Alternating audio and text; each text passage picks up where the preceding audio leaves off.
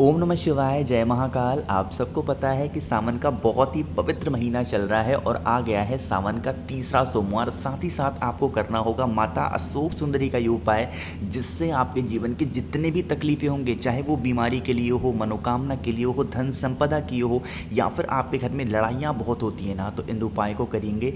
पूज्य गुरु जी की कथा से सुन के बहुत अच्छे से बताऊँगा कि कैसे करना है इन सभी उपाय को। लेकिन उससे पहले आपको बता दूँ एक बात कि इस पूरी वीडियो में हम लोग 4 बहुत ही प्यारे से उपाय की बात करेंगे, जो कि माता अशोक सुंदरी के स्थान पे आप सभी को करने चाहिए। ठीक है, चलो सबसे पहले हम लोग उपाय की बात करते हैं, जो है बीमारी को लेके कि अगर आपके शरीर में कहीं पर भी कैसे भी दाग धब्बे हैं ना, वो ठीक नहीं हो पा रहे, मतलब आप बहुत दिनों से परेशान हो, या फिर आपकी बॉडी में कहीं भी कैसी भी बीमारी है ना, तो इस काम को करना स्टार्ट करो। ठीक है, क्या करना होगा, आपको लेना होगा इस तरीके से घी। अब घी की मात्रा बहुत ज़्यादा नहीं हो, बस थोड़ा सा, एक चम्मच के आसपास ले लेना। ठीक है, आगे बढ़ें। फिर आपको लेना होगा इस तरीके से लाल चंदन। जब भी मैं लाल चंदन दिखाता हूँ, आपसे कहता हूँ कि इस पाउडर को आप कटोरी में लेके थोड़ा सा पानी डाल के थोड़ी देर तक घिसा जरूर करो। जितना घिसोगे इस चंदन का महत्व उतना ही बढ़ेगा। ठीक है, काम कर लिया। साथ ही साथ लेनी होगी एक बहुत ही प्यारी सी, बहुत ही सुंदर सी बेलपत्र, एक छोटा सा। अब साथ ही साथ आपको एक काम करना होगा, जो आपके पास में लाल चंदन है ना, उस लाल चंदन को क्या करोगे, नीचे की जो दोनों पत्तियाँ आपको दिख रही हैं, इन दोनों पत्तियों पे अच्छे तरीके से लाल चंदन का लेपन करोगे। ठीक है, नीचे के सिर्फ दोनों पत्तियों पे करना है और कहीं नहीं करना। ठीक है, तो कैसे मैंने कर दिया, इतने अच्छे तरीके से लेपन करोगे कि वो कहीं से जो ग्रीन वाला पार्ट है ना, वो दिखना नहीं चाहिए। साथ ही साथ एक चीज़ का और ध्यान रखोगे, ये जो आपके पास में एक मैंने आपको घी दिखाया ना, तो जो बड़ी वाली पत्ती आपको नहीं दिख रही, इस बड़ी वाली पत्ती पर आपको लगाना होगा घी। और जो घी होगा वो देसी गाय का घी होना चाहिए। चाहे तो आप अपने घर पे बना सकते हैं या फिर मार्केट में भी अवेलेबल है, ले सकते हैं। ठीक है, ऐसे तैयार कर लेना। और उसके बाद इस बेलपत्र को लेके पहुंच जाओगे महादेव के शिवलिंग के पास। सुबह जाना चाहो सुबह जाओ, शाम को जाना चाहो तो शाम को भी जा सकते हैं। ठीक है, आप सबको पता है कि माता अशोक सुंदरी का जो स्थान है वो यही है, शिवलिंग पे, है ना। तो आप क्या करेंगे, जो एक बेलपत्र है जिसमें आपने लाल चंदन और घी लगाया है, वो आपको यहीं पे समर्पित कर देना होगा, श्री शिवाय नमस्तुभ्यम का ध्यान करते हुए। ठीक है, समर्पित करोगे तो आपको उल्टा रखना होगा। उल्टा रखने का क्या मतलब है कि जिस तरफ आपने लाल चंदन और घी लगाया है ना, वो शिवलिंग को टच होना चाहिए। ऊपर से जब आप देखें बेलपत्र को तो कोई भी कलर दिखना नहीं चाहिए। ठीक है, समझ में आई बात। और उसके बाद डंडी रखना बाहर की तरफ, पत्ती रखना महादेव की तरफ, और यहाँ पर खड़े होकर ना फेस रखना उत्तर दिशा, नॉर्थ डायरेक्शन, और एक लोटा शुद्ध जल तांबे के लोटे से श्री शिवाय नमस्तुभ्यम का ध्यान करते हुए समर्पित करना। जल बहता हुआ जलाधारी से नीचे गिरेगा और इसी बेलपत्र के से नीचे से होता हुआ नीचे गिरने लगेगा। इस जल को थोड़ा सा रोक लेना। ठीक है, और लेके चले जाना आप अपने घर पे। अगर आपकी बॉडी में कहीं दाग धब्बे हैं तो उसको लगाना स्टार्ट कर दो। 3 से 4 दिनों तक आपके दाग धब्बे धीरे धीरे ख़त्म होंगे। और अगर आपकी बॉडी में कहीं पर भी मतलब कोई भी बीमारी मतलब आपको है ना, तो आप उस जल को किसी भी बाल्टी में डाल के उसके स्नान करना स्टार्ट कर दो। 3 से 4 दिन करके देखना, धीरे धीरे आपको आराम लगना स्टार्ट हो जाएगा। ठीक है, समझ में आई बात मेरी। चलो, तो पहले उपाय की बात हमने यहाँ पर कर ली है, आगे बढ़ते हैं। अब इस वीडियो में हम लोग अपने दूसरे उपाय की तरफ। कहोगे भैया ये दूसरे उपाय का सबसे पहले बता दो फ़ायदा क्या है। तो इसका फ़ायदा है कि अगर आप परेशान हो अपनी किसी भी मनोकामना के लिए और वो कामना आपकी पूरी नहीं हो पा रही है, तो इस काम को करेंगे। ठीक है, देखो क्या करेंगे, स्क्रीन पर आपको दिख रहा होगा तांबे का लोटा, है ना। आप क्या करेंगे, इस तांबे के लोटे में जल भरोगे और वो भी अपने घर से। ठीक है, जल भर लिया। साथ ही साथ लेना होगा एक बहुत ही प्यारी सी बेलपत्र। एक नहीं, आपको 2 बेलपत्र लेनी होगी। कितनी, 2 बेलपत्र लेना, जो कि बहुत ही प्यारी हो, सुंदर हो, कटी फिटी हुई नहीं होनी चाहिए, है ना। ले लिया। अब क्या करेंगे, इन दोनों चीज़ों को लेके पहुंच जाओगे महादेव के शिवलिंग के पास। हम सबको पता है कि महादेव का पूरा परिवार शिवलिंग पे ही विराजमान है ना। तो आपके पास में 2 बेलपत्र है कि नहीं है। तो जो पहली बेलपत्र समर्पित करोगे वो माता अशोक सुंदरी के स्थान पे बिल्कुल सीधी सीधी रखनी है, उल्टी मत रखना। और डंडी होगी बाहर की तरफ और पत्ती का मुख होगा महादेव की तरफ। ठीक है, रख दिया।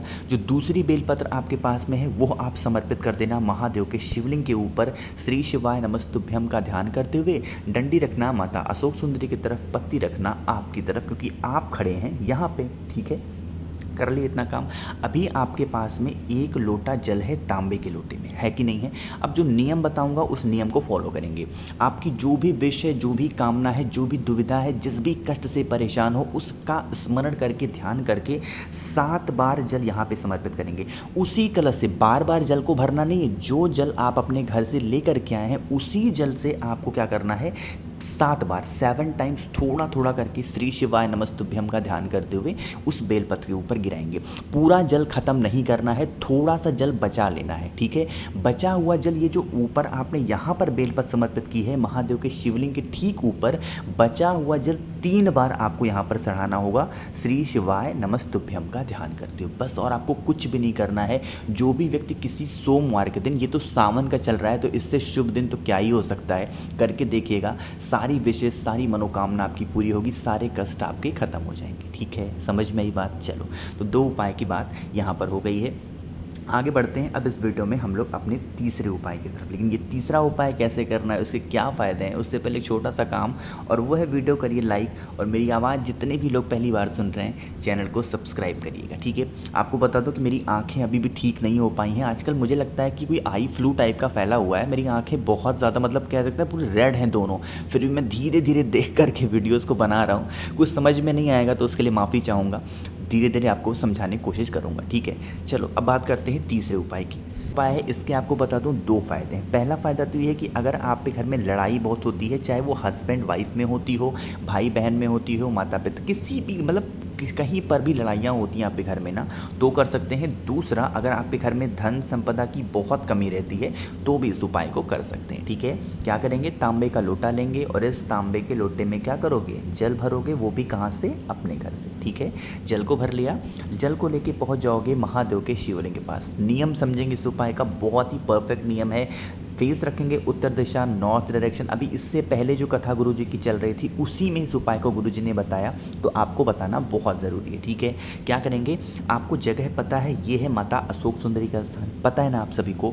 तो जल की धार जो आपको गिरानी होगी ना, किसी भी कामना से, धन की कामना है, धन की कामना से, लड़ाई अगर बहुत होती है तो आपको वो मानते हुए आपको जल की धार यहाँ पे चढ़ाओगे, ठीक है। सबसे पहले क्या करोगे, माता अशोक सुंदरी के स्थान पे जल की धार चढ़ाओगे।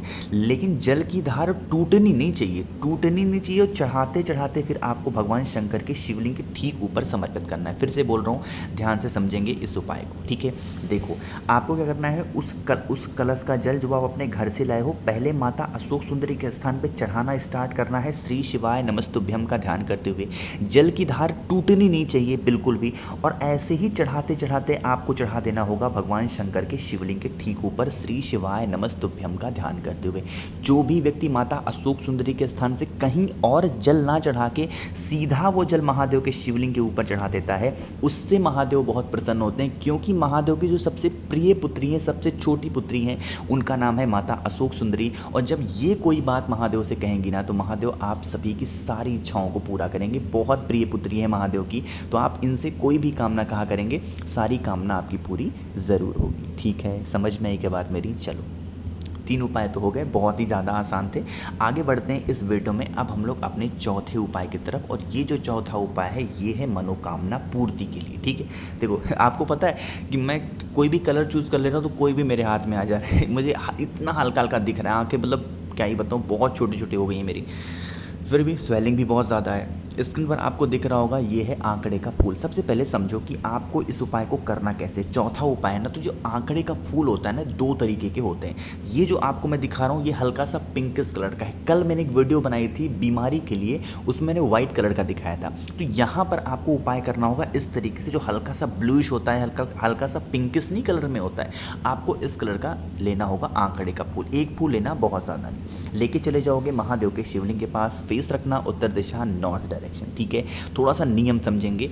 जो आपके पास में आंकड़े का पिंक वाला फूल है, या फिर आप कह सकते हो ब्लू वाला फूल है, उसको सबसे पहले माता अशोक सुंदरी के स्थान पे समर्पित करेंगे, रख देंगे श्री शिवाय नमस्तुभ्यम का ध्यान करते हुए, स्मरण करते हुए, ठीक है। डंडी रखना बाहर की तरफ, और जो फूल का भाग होगा वो होगा महादेव की तरफ, ठीक है। रख दिया, इतना काम कर लिया। अब रखने के बाद इसी को आपको फिर से उठाना होगा। जो आपने यहाँ पर आंकड़े का फूल माता अशोक सुंदरी के स्थान पे चढ़ाया है, इसी को उठाना होगा और उसी को उठा करके महादेव के शिवलिंग के ठीक ऊपर समर्पित कर देना है। श्री शिवाय नमस्तुभ्यम का ध्यान करते हुए।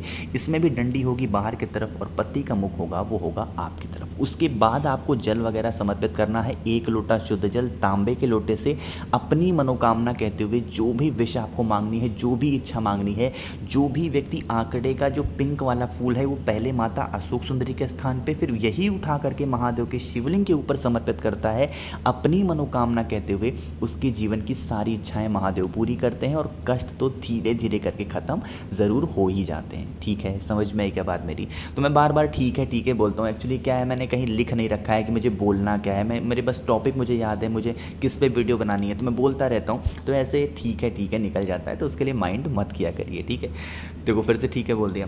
तो वीडियो पसंद आती हो तो लाइक ज़रूर किया करिए। कुछ पूछना हो, नहीं समझ में आया, नीचे कमेंट में पूछेंगे। जिन भी भाई बहन को मुझसे फ़ोन पे बातें कर रही हैं तो इंस्टाग्राम पे फॉलो कर सकते हैं द नेचुरल प्लैनेट 108 आवाज़। जो भी लोग पहली बार सुन रहे हैं चैनल को सब्सक्राइब करिएगा। ओम नमः शिवाय, जय महाकाल।